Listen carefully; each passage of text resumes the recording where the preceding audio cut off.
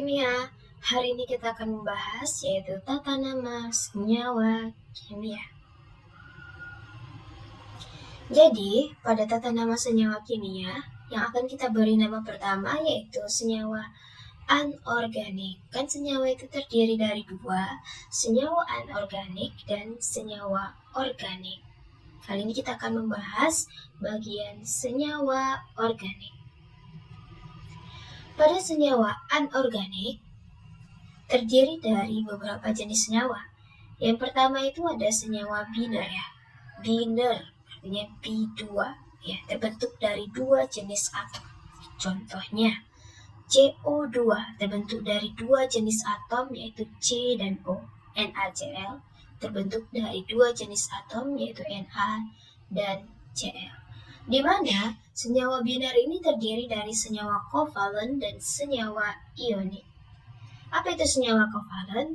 Senyawa kovalen ialah senyawa yang terbentuk karena adanya ikatan kovalen antara atom non-logam dengan non-logam lainnya.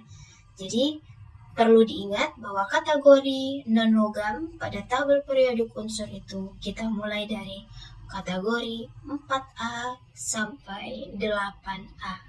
Jadi kalau antara 4A sampai 8A itu berikatan, maka itu kategori atau jenis dari senyawa kovalen. Contoh,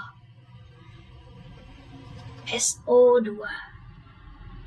S golongan 6A, O golongan 6A, sesama 6A berikatan. Ini dikatakan juga dengan senyawa kovalen. Contoh lain, PCl3. P golongan 5A, Cl golongan 7A. 5A dan 7A berikatan, itu juga kategori senyawa kovalen. Sedangkan senyawa ion itu sendiri adalah senyawa yang terbentuk karena adanya ikatan antara logam dan non-logam. Jadi perlu kita perhatikan bahwa kategori logam itu pada tabel periodik unsur mulai dari 1A kecuali H sampai golongan 3A. Pada golongan utama tambah golongan transisi atau golongan B. Nah, jika antara logam dan non-logam itu berikatan, maka itu termasuk senyawa ion. Contohnya NaCl. NaCl ini termasuk senyawa ionik karena Na ini termasuk kategori logam 1A, Cl ini kategori logam 7A. Jadi antara logam dan non-logam berikatan, maka terbentuk adalah senyawa ionik.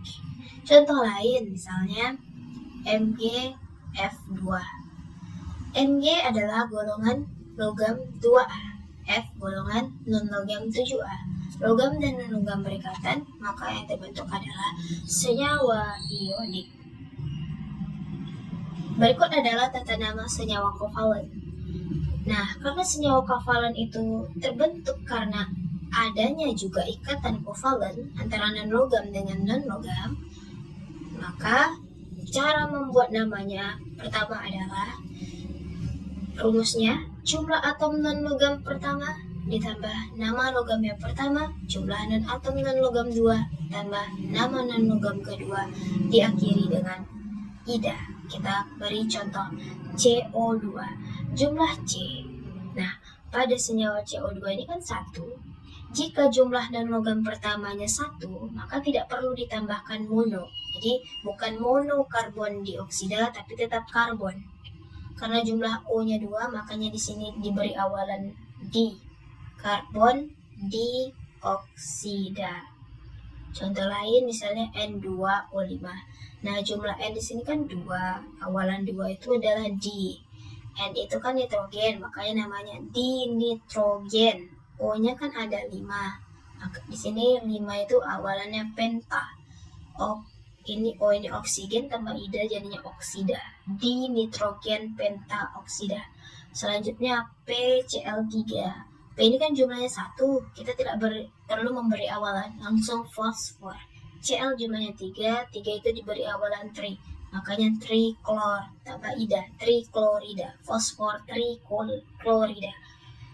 Selanjutnya ada SO2, kira-kira namanya apa? CS2 kira-kira namanya apa? Silakan nanti komen di kolom komentar.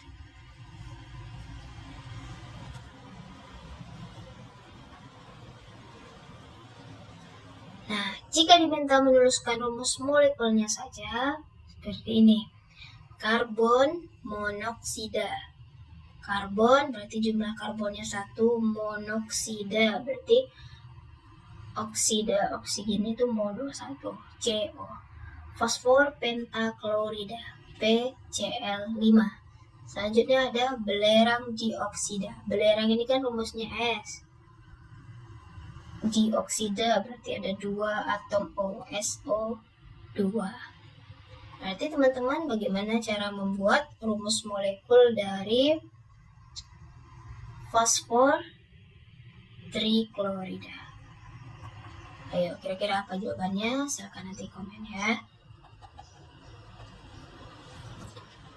Sekarang kita masuk yaitu senyawa ion ya. Senyawa ion tadi seperti yang telah dijelaskan itu terbentuk antara ikatan logam dan non-logam ya. Sekarang logam utama itu kan golongan A kecuali SnPbH ya pada golongan 1A. Nah, biloks masing-masing logam itu kita harus tahu juga bahwa logam 1A memiliki biloks positif 1, 2A positif 2, dan 3A itu positif 3. Maka rumus umum untuk membuat senyawa ionik itu adalah nama logam ditambah nama non-logam kemudian diakhiri dengan ida. Jadi tidak perlu diberi awalan. Contoh, NaCl, nama logamnya itu adalah Na, natrium. Nama non-logamnya itu Cl, klor tambah ida, natrium klorida. Lanjut, AlCl3. Al itu nama logamnya aluminium, klor itu nama non-logamnya ya, tambah ida, aluminium klorida. Lanjut, logam transisi kecuali AgZn, biloksnya lebih dari 1. Jika kategori logam tersebut memiliki biloks lebih dari 1, maka tata cara untuk membuat nama senyawa ionnya itu adalah nama logam ditambah biloksnya. Ini perbedaannya ya. Kalau dia terdiri dari 1 muatan aja, tidak perlu menuliskan biloksnya atau muatannya. Ini untuk yang memiliki lebih dari 1 muatan, maka rumusnya nama logam ditambah biloks logam pakai Romawi, tambah non-logam tambah ida. Contohnya gini, Fe ini kan golongan transisi.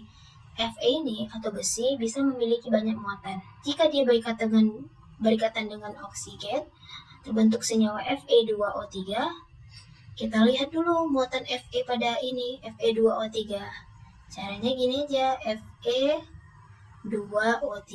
Melihat muatan Fe, kalau kita ionkan 2Fe3 positif ditambah 3O2 min. Nah, kan kelihatan bahwa muatan Fe ini positif 3. Maka kita beri nama logam besi, muatannya 3, besi 3, tambah nama non logamnya oksigen tambah ida berarti oksida. Besi 3 oksida.